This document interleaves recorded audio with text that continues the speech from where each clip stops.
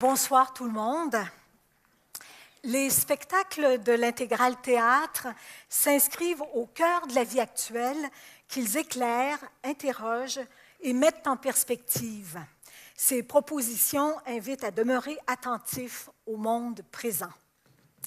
Grâce au spectacle Mulia, nous allons accueillir pour la première fois au Théâtre de la Ville une création d'une des rares compagnies autochtones d'ici, les productions Minwan Takwan.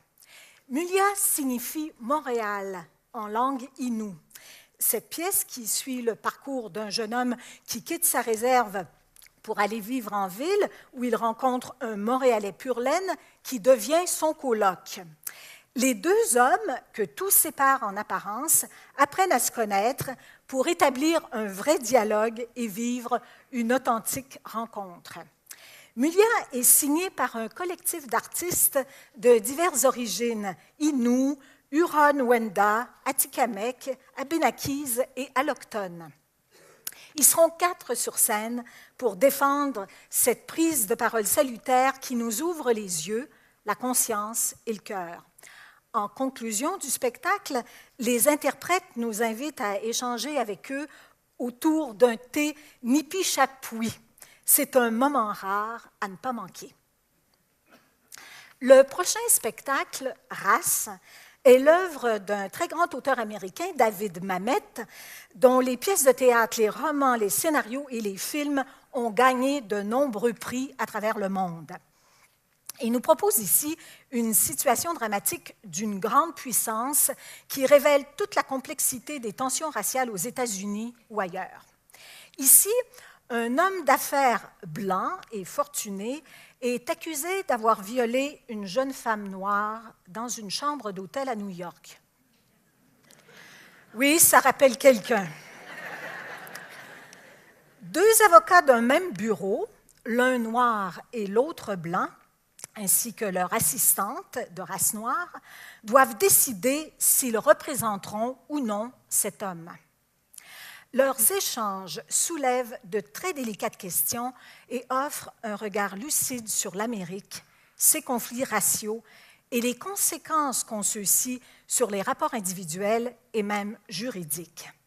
Cette production du théâtre Jean Duceppe est défendue par un quatuor d'interprètes qui nous en mettent plein la vue. Maintenant, pour nous parler du prochain spectacle, Babysitter, j'invite Isabelle Brouillette, qui est une des interprètes du spectacle. Elle est aussi une des coproductrices. Elle fait partie de la compagnie Catfight qui produit ce spectacle. Vous l'avez rencontrée, vous l'avez vue à la télé, au cinéma. Elle est aussi une improvisatrice, une créatrice hors pair. Alors, bienvenue. J'invite Isabelle Brouillette à se joindre à moi. Bonsoir tout le monde. Vous êtes nombreux. Merci d'être là. Ça me fait vraiment plaisir. Alors, Isabelle, Babysitter est en train de jouer présentement, ça vient d'être créé. Et il y a une petite étincelle qui est au départ de la pièce et j'aimerais que vous nous en parliez. Alors, c'est la pièce, c'est Catherine Léger qui a écrit cette pièce-là. Donc, c'est une femme auteure qui a 36 ans, est en pleine éclosion.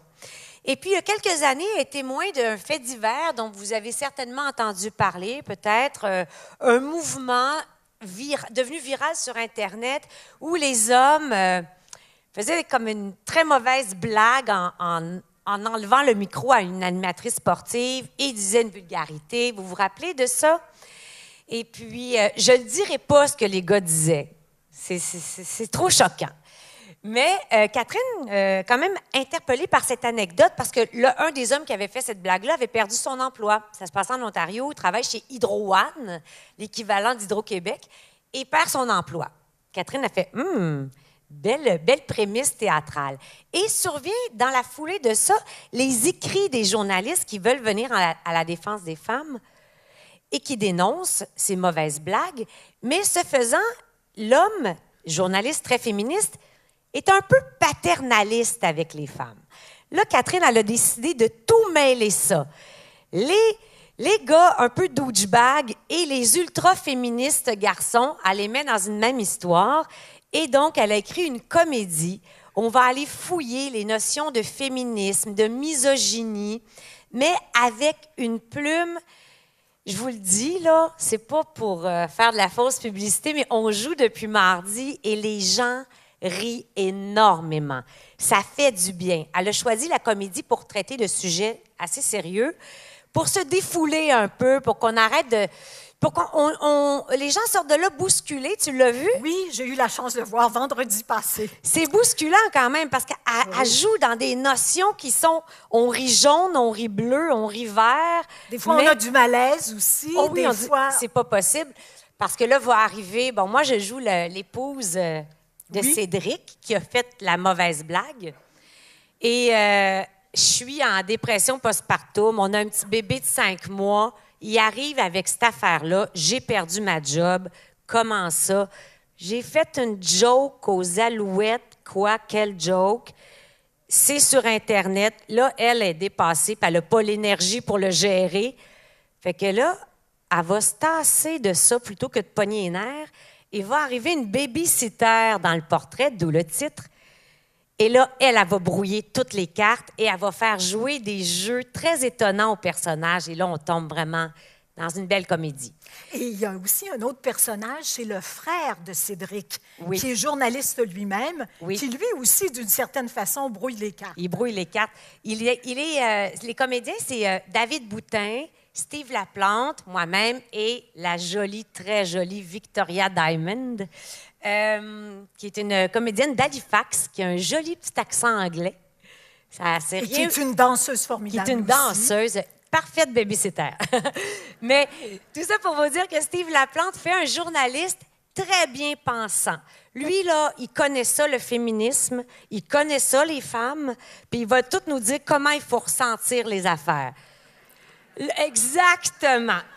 Exact. Vous avez tout compris, mesdames. Il nous donne le goût de crier, là. Mais lui aussi, il va se faire moucher. Puis ce qui est bien habile dans l'écriture de la pièce, c'est qu'il n'y a personne qui a entièrement raison. Tour à tour, les personnages se retrouvent à défendre des points de vue douteux. Alors, encore là, l'effet comique est présent. Oui. Ouais. Alors, qu'est-ce que tu dirais comme élément là, qui... Là, tu as parlé de l'humour. J'ai passé au-dessus, je m'en excuse. Il n'y a pas de problème. Alors, vous avez parlé de l'humour. Est-ce qu'il y a d'autres éléments là, qui donnent... Bien, la réflexion... Catherine Léger amène des réflexions, moi, je trouve, dans cette pièce-là, qui sont très peu nommées. Oui. Dans les médias, dans nos magazines, dans nos échanges. Elle soulève des choses. Je vais vous donner un petit exemple qui, moi, me touche particulièrement. Par exemple, elle dit, pourquoi quand on veut défendre les femmes, on continue de les vulnérabiliser? Pourquoi on dit que toutes les femmes ont peur, toutes les femmes sont fragiles, il faut faire attention? Cette notion-là, elle en parle bien, puis elle en parle avec humour, fait que c'est jamais lourd. Donc, elle écrit une pièce qui traite de féminisme et de misogynie, mais sans être un pamphlet, sans être revendicateur. Elle met en scène 4 personnages qui ont tous leurs défauts et leurs forces. C'est mon coup de cœur. Bon, écoute, alors... C'est mon coup de cœur. Qu'est-ce que vous voulez que je vous dise? Alors, Isabelle, on est obligé de s'arrêter, mais je dirais une chose en terminant, c'est qu'un élément qui est bien, bien important, c'est la qualité d'interprète, la qualité de l'interprétation de tout le monde. Et je veux vous remercier d'être ici ce soir parce que c'est le premier soir de relâche dans toute cette aventure. Ouais. Alors, merci d'être là. Et juste avant de partir, je vous invite, si vous avez envie, il y a des jeunes, en haut de 18 ans, là, les jeunes dans la vingtaine, si vous avez des neveux, des petits-enfants, des nièces, puis que vous avez envie de leur faire découvrir le théâtre, c'est une belle porte d'entrée. Les jeunes adorent aussi le spectacle. Merci d'avoir été là, Isabelle. Au revoir. Au revoir. Merci.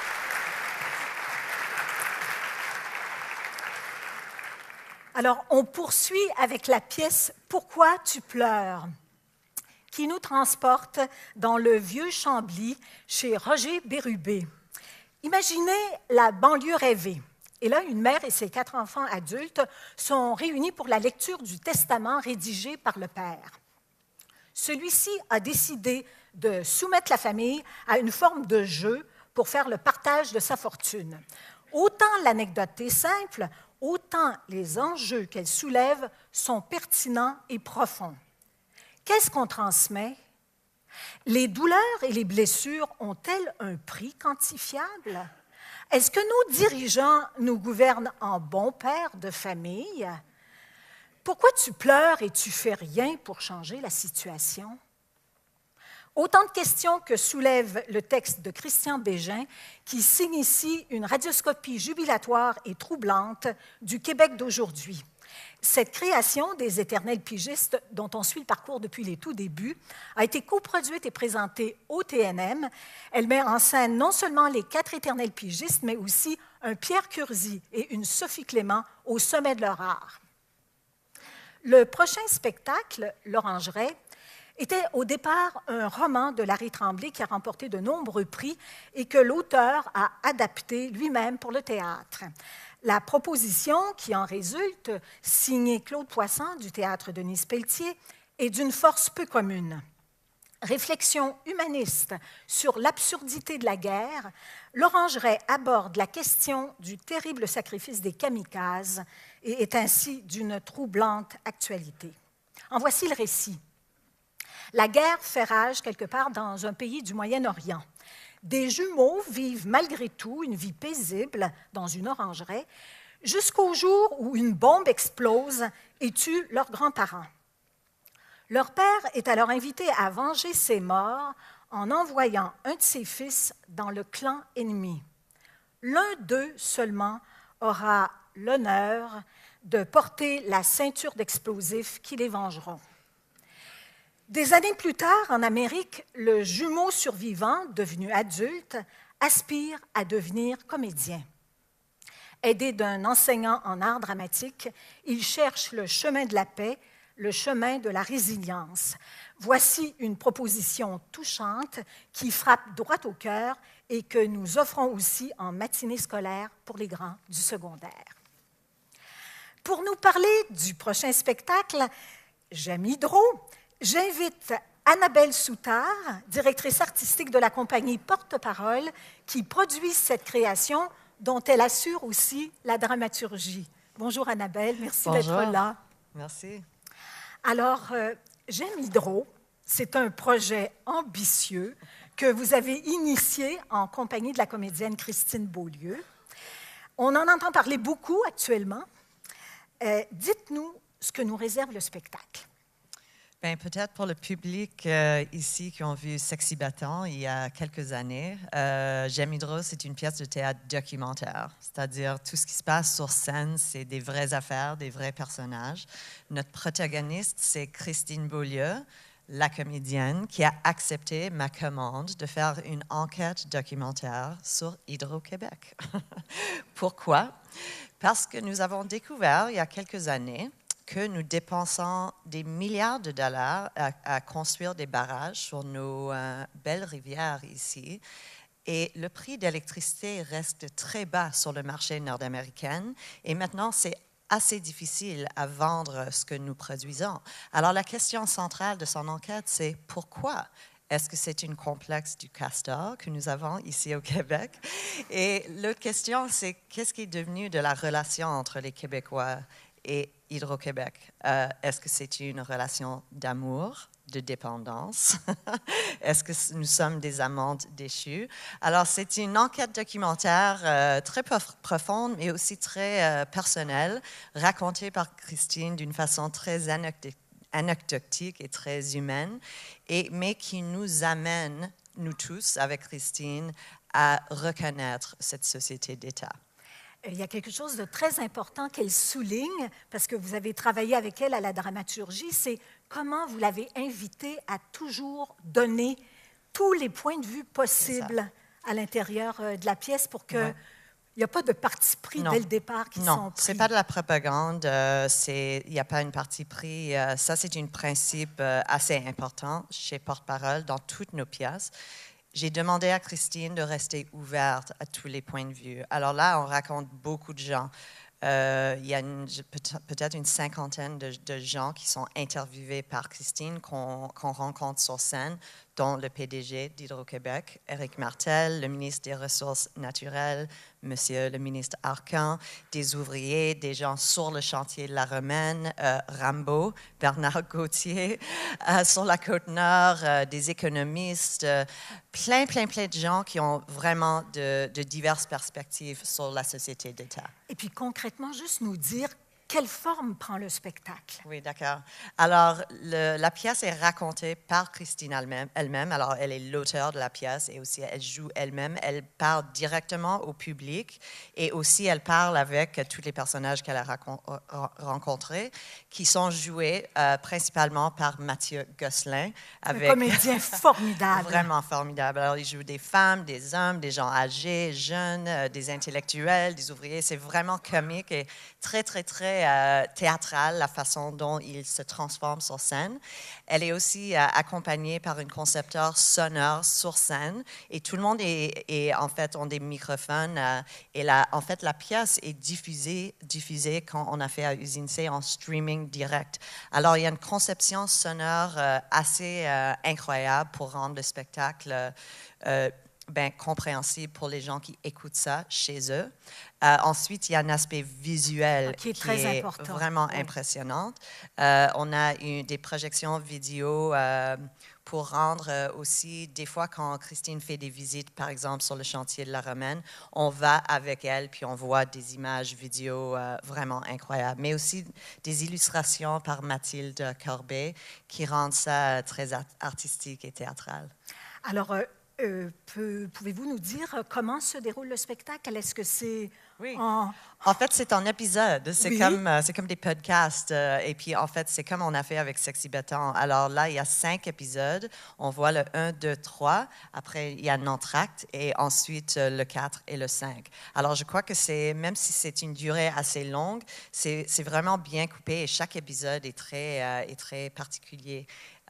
Et très divertissant. Je dois dire, on vient de vendre ce spectacle au festival Juste pour rire, ce qui est étonnant pour une pièce documentaire de cette durée-là, mais les gens rient comme... C'est vraiment incroyable. Et je crois que c'est à cause du timing de cette pièce. Je crois que les gens, en fait... ils sont très intéressés par le behind the scenes d'Hydro-Québec, comment c'est géré, cette société d'État-là.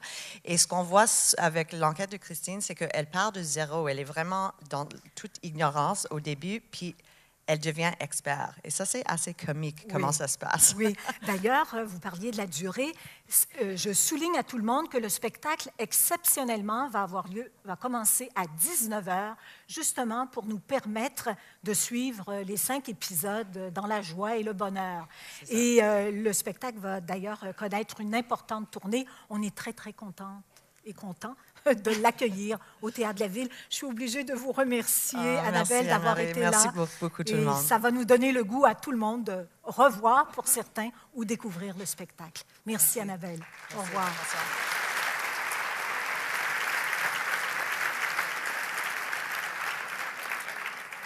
On poursuit avec la création des arbres où un jeune couple écologiquement responsable, doté d'une conscience éthique et politique plus élevée que la moyenne, se retrouve un jour chez IKEA face à un dilemme. Avoir un bébé ou ne pas en avoir? Telle est la question. Un bébé. Quand on pense que les berges disparaissent sous le coup des tempêtes et des marées, que 50% des réfugiés dans le monde sont des réfugiés climatiques, qu'on traverse une période d'inquiétude extrême et de déroute des valeurs, faire un bébé, mais n'est-ce pas là fermer les yeux sur la réalité et poser un geste totalement égoïste? Et si c'était au contraire un acte de résistance, un acte qui permet de préserver l'essentiel? Dans un dialogue vif et vivifiant, porté par des acteurs désarmants de vérité, cette création de la manufacture pose un regard à la fois drôle et tendre sur l'amour et les responsabilités qui sont les nôtres face à l'avenir. Voici un spectacle qui fait du bien. Avant de vous parler de l'intégrale Théâtre Plus, j'aimerais vous rappeler que plusieurs de nos spectacles de théâtre et de danse sont accompagnés de rencontres animées. Moment privilégié pour échanger avec les artistes et avec des spécialistes qui éclairent leur démarche. Ces activités enrichiront vos sorties au Théâtre de la Ville. Je vous invite à les fréquenter sans modération.